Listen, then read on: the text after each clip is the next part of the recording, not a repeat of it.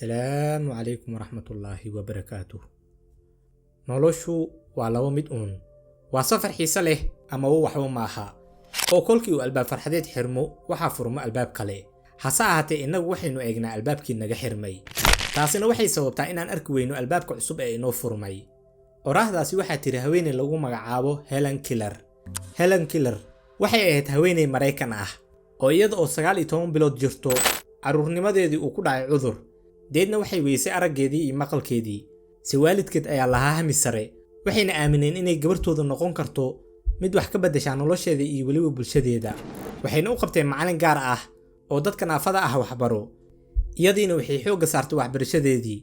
ilaa ay ka qalin jabisay jaamacad deedna waxay noqotay qofkii ugu horeeyay ee camooli iyo dhagoolaba ah ee ka qalin jabiyay jaamacad sidoo kalena waxay noqotay qoraa dunida daafaheeda caanka ah hadii jeerna dadka kula dardaarantaa noloshu inaysan jirin halka ay ka eegayaan sidoo kale waxaa jira wiil aad u yar oo ku dhashay meel saxara ah waxa uu dunida yimid isagoo agoon ah deedna kolkii uu gaaray 6 sano ayaa hooyadii geeriyootay waxaana kafaalo qaaday awowgii inkastoo isagiina 2 sano kadib uu geeriyooday wiilkaasi da'diisu waxay ahayd kolkaasi 8 sano waxa uu u wareegay guriga adeerkii isagoona u diyaar garoobay inuu gooyo silsiladaha caqabadaha oo dhan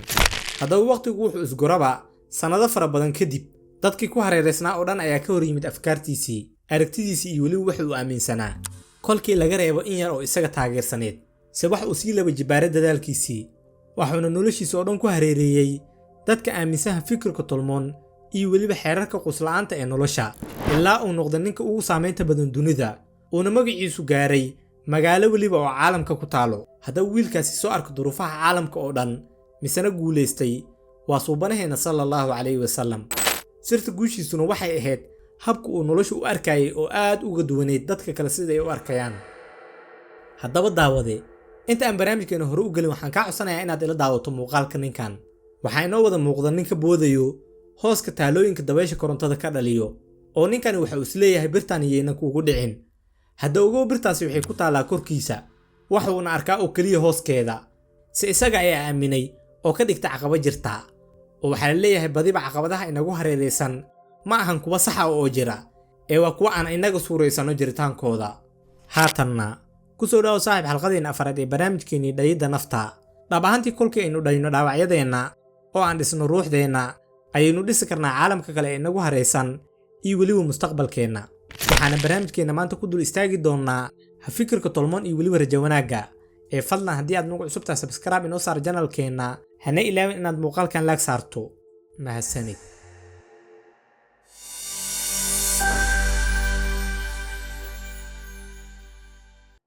dunida falsafada waxa dadka loo qaybiyaa kolkii laga hadlayo arrimaha mustaqbalka laba kooxood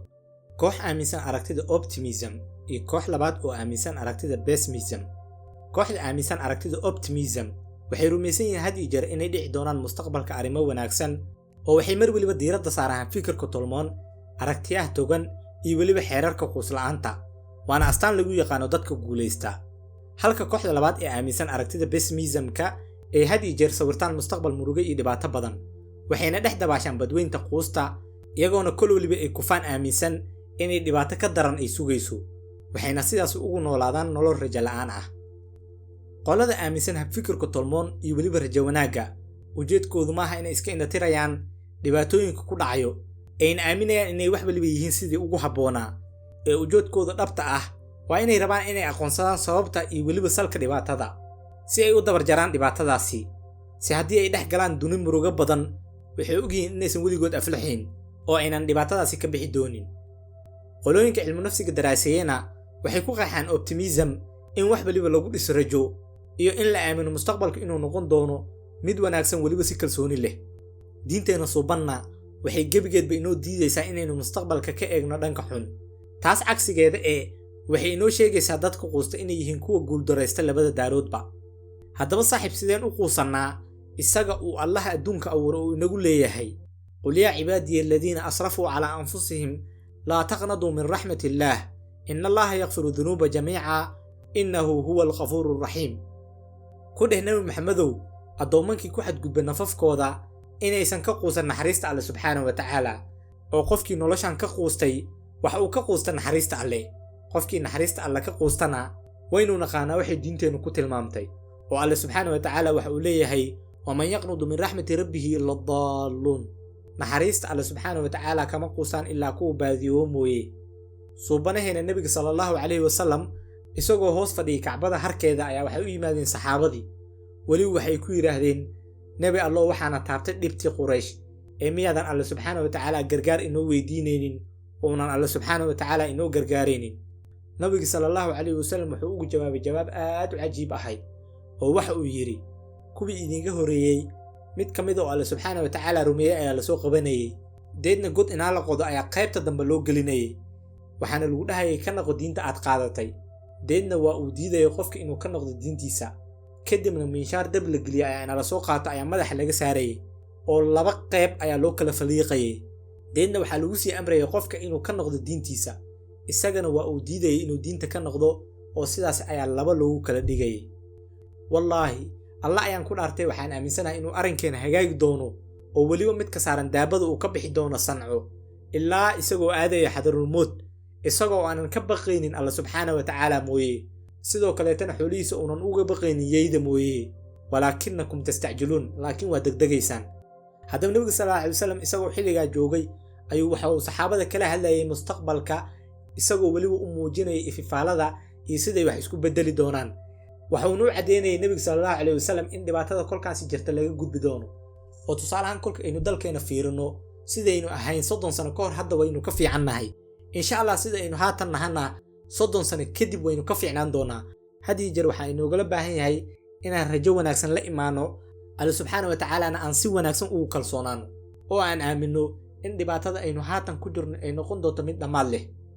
bal suurayso adiga haatan ka cabsanayo mustaqbalka iyo weliba dhibaatada shalay waxa ay ahayd qof aanan jirin deedna alle subxaanahu wa tacaala ayaa ku jirsiiyey waxaanu kugu abuuray caloosha hooyada kadib waad dhalatay hooyada way ku soo kolkoolisay oo ay ku soo barbaarisay waxay ka dhigtay qof aad u weyn haddaba waxaa tahay qof sidaa loogu soo tiiri tacabeelay waxaana lagaaga baahan yahay maadaama aad tahay qof waqti iyo qarash iyo maal iyo hantiba la geliyey inaad noqoto qof aaminsan in dhibaatadana ay noqon doonto mid aad u fudud welibana geli doono badweyn barwaaqo ah haddii aynu u imaano saaxiibayaal faa'iidada ay leedahay rajo wanaaga ama qofku inuu ku sugnaado markaas fikirka tolmoon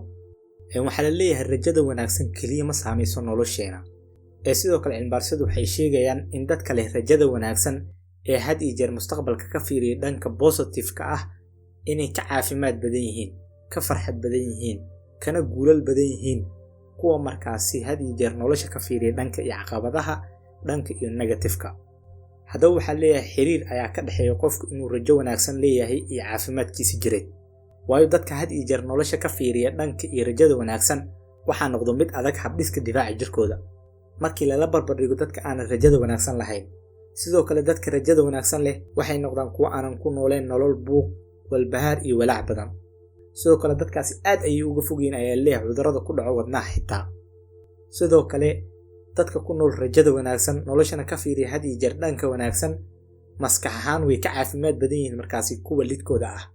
inaynu noqono kuwa rajo wanaagsan leh kaliya ma saameynayso markaasi caafimaadkeena iyo weliba maskaxdeena sidoo kaleete waxaynu dhiirigelinaynaa dadkan uga hareeraysan oo waxaa leeyahay dadka rajada wanaagsan leh had iyo jeer kolkii uu qof u yimaado deedna uu caawdo oo dhibaatadiisa uu sheego waxa uu ka tusayaa meesha uu ka fiiriyahay ma ahan meel kale oo waxa uu leeyahay sidaan ma ahan sidaan ma ahan sidaan waayo oo faa'iido leh oo sidaan waayo oo faa'iido leh oo sidaan waayo oo faa'iido leh deedna qofkii waxa uu noqdaa markaasi qof dhibaatadii iyo culayskii uu ka degay isagana sidaas ayuu ku dhiirigeliyay markaasi dadkii ku hareeraysnaay sidoo kale rajo wanaag waxa uu inaga caawiyaa inaynu ka adkaano caqabadaheena oo waynu ognahay noloshu waa mid aad u caqabado badan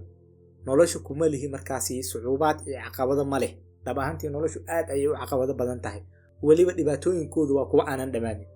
waayo noloshu sideedaba waa imtixaanna waad ogtihiin qof aanan rafaadin oo aan dhafrin oo aanan soo jeedin habeeno badan kama gudbaayo haddii uu ka gudbana buundo fiican markaasi amaba rajo wanaagsan ugama gudbayo imtixaankaas kaliya nolosha waxaa ku noolaa kara dadka adag ee awoodda leh ee had iyo jeer mustaqbalka rajada wanaagsan fishta sidoo kale kaliya waxaynu caqabadaha nolosha ugu gudbi karnaa inaan iyaga laftooda fursado ka dhex aragno oo aan caqabadaha aan u bedelno fursado laakiin haddii aynu kaliya had iyo jeer caqabadaha aan aragno oo aan noqono kuwa nolosha ka fiiriya dhanka xun oo kaliya waxaa hubaala inaan inaga samaysan doonno xitaa caqabado aanan jirin sida ninkii aan barnaamijkeena bilowgiisa uga soo hadalnay ee ka boodbooday hooska taalooyinka dabaysha korontada ka dhaliyo. Inaynu yeelano had iyo jeer rajo wanaagsan waa inaynu dhahno had iyo jeer kolkii aan caqabad la kulanno tani wax adag ma ahan, waan ka gudbi karaa, cashir ayaan ka baranayaa, iyo ereyo kaleeto oo qurux badan oo wanaagsan oo positive ah. waayo ereyadaas waxay dhiirigelinayaan nafteena, waxaynu noqonaynaa kolkaasi kuwa wajaha caqabadaasi waliba ka guul gaara. haddaba haddii aad rabto inaad ka adkaato quusashada oo aad noqoto qof ku nool had iyo jeer nolosha rajada wanaagsan leh, waxaa lagaaga baahan yahay inaad samayso 4 shay. aniguna waxaan kuu ballan qaadayaa haddii aad 4taas shay si sax ah u samayso inaad noqon doonto qof had iyo jeer nolosha ka fiiriya dhanka wanaagsan, caqabad walibana ka gudbo waliba si fudud. number 2 waxaa loo baahan yahay qofka had iyo jeer inuu noqdo qof mahadnaqa. oo Alle subxaanahu wa ta'aala waxa uu leeyahay la in shakartum la asiidanakum, haddaad iiga shukrisaan waan idin siyaadinayaa. oo Alle subxaanahu wa ta'aala haddii aad ugu shukriso caafimaadkii uu ku siiyey, haddii aad ugu shukriso caruurtii uu ku siiyey, haddii aad ugu shukriso cimriga uu ku siiyey, haddii aad ugu shukriso lacagta uu ku siiyey, haddii aad ugu shukriso lixaad uu ku siiyey, xaqiiqatan waa hubaal Alle subxaanahu wa ta'aala wax waliba aad u baahan tahay waa ku siinayaa, inta aad haysatan waa uu ku badinayaa. marka waxaa lagaaga baahan yahay adiga inaad mahadcelinta badiso oo aad u mahadceliso qof waliba oo wanaag kuu sameeyo. xitaa waa inaad u mahadcelisaa ayaa leeyahay qofkii qalad kaa galo, waayo wuxuu u fahmayaa qofkaas ugu yaraan inuu adiga qalad kaa galay. waa inaad caado ka dhigataa mahadnaqa, waayo waa mid ka mid ah caadooyinka ugu wanaagsan oo aadanuhu samaysto. sidoo kale waxaa lagaaga baahan yahay had iyo jeer kolkii aad la kulanto markaasi aragti qalafsan iyo wax aanan ku farxad gelinaynin, waxaad isku daydaa inaad ka fiiriso dhanka kale. waayo waxaa leeyahay noloshu waa sida koonka ama washilinka oo kale, haddii kor loo tuuro ama xarash ha soo baxo ama madax ayaa soo baxo. adigu haddii aad madaxa aragto waa hubaal waxaa qarsan xarashka, haddii aad adigu xarashka aragtana waxaa qarsan madaxa. sidaas si lamid ah caqabad waliba aad wajahayso waxay leedahay 2 waji, ee had iyo jeer ka fogow inaad ka fiiriso dhanka xun amaba aad qaadato aragtida taban, oo had iyo jeer ku dadaal aragtida togan amaba dhanka positive-ka ah inaad raacdo. sidoo kale qodobka 3aad waxaa leeyahay waa inaad u riyaaqdo waxyaabaha togan, oo noloshaada ama naftaada had iyo jeer waa inaad ku cadaadisaa inay aragto waxyaabaha wanaagsan. xitaa qofka haddii uu rabo daqiiqado gudahood murugo wuu isgeli karaa, kaliya waxaa kugu filan si aad u murugootid inaad daaratid muuqaal murugo ah. marka adiga ayaa daaran kara muuqaal qurux badan oo naftaada iyo horumarkaada iyo rajadaadaba dhisayo. adiga ayaana daawo kara muuqaal naftaada iyo mustaqbalkaaga iyo weliba rajadaada burburinayo. marka waxaa lagu leeyahay adiga ayay gacantaada ku jirtaa markaasi kala doorashada. si adiga waxaa lagula dardaarmayaa had iyo jeer inaad doorato waxyaabaha togan ee faa'iidada leh. sidoo kale qodobka 4aad ee ugu dambeeya waxa uu leeyahay waxaad isku hareeraysaa markaasi dadka leh aragtiyada togan. carabtuna waa meesha ay ka tiraahdo qul liman tusaaxib aqulu laka man anta. ii sheeg oo kaliya qofka la saaxiib tahay, anigu waxaan kuu sheegayaa qofka aad tahay. waana halka ay Soomaalidu ka tiraahdo saaxiibka kuma madoobay kumana cadeeyo ee kaliya sida uu yahay ayuu ka dhigaa. oo waxa lagu leeyahay had iyo jeer waxaad waqtigaaga la qaadataa dadka leh aragtiyada wanaagsan, dadka rajada wanaagsan leh, dadka nolosha dhanka wanaagsan ka fiiriyo. had iyo jeerna waa inaad akhrisaa buugaagta faa'iidada ku leh, waa inaad dhageysataa podcast-yada faa'iidada leh, waa inaad daawataa muuqaalada faa'iidada leh. waxaa jira qaladaad fara badan oo ay dadku ka qaataan markaasi falsafada optimism-ka, oo dadku badanaa waxay aaminaan haddii aad noqoto qof had iyo jeer nolosha rajada wanaagsan kaliya ka eego inaad noqonayso qof had iyo jeer faraxsan. taasina waa qalad. inaad noqoto qof nolosha ka fiiriya dhanka wanaagsan oo kaliya micnaheedu ma ahan inaadan murugoonayn, oo noloshu way adagtaa sidaan hore usoo sheegnay. murugaduna waa qayb ka mid ah nolosha. ee inaad noqoto qof nolosha had iyo jeer ka fiiriya dhanka wanaagsan waxay kaa saacidaysaa adiga inaad ogaatid oo aad xaqiiqsato dhibaatada hadda jirta inay noqon doonto mid dhammaanayso. sidoo kale waxyaabaha qaladka ah ee dadka ka aaminaan ha fikirka tolmoon amaba inaad noqoto qof leh rajo wanaagsan waa inay moodaan in rajadaas wanaagsan aad adigu la dhalatay oo ay tahay mid dhaxal ah. laakiin xaqiiqatan sidaas ma ahan. ku noolaanshaha rajada wanaagsan iyo weliba ha fikirka tolmoon waa xirfad uu qof waliba baran karo lana horumari karo. kaliya qofku waxay u baahan tahay inuu joogteeyo uuna practice gareeyo waqti iyo maal iyo hantina uu geliyo. oo had iyo jeer qof waliba waxaa looga baahan yahay inuu naftiisa ku yiraahdo naftayda iyo murugada iyo dhibaatada waa la moodayaa, maalmihii wacnaana way soo socdaan. ugu dambeynna haddii aad halkaan nala soo gaartiin saaxiibayaal, jirkiina farxad ayay noo tahay. inta aan barnaamijka xiga kaga kulmi doonana waxaan idinkaga tegaynaa dunidu waa dulqaad, dadaalkuna waa muhiim.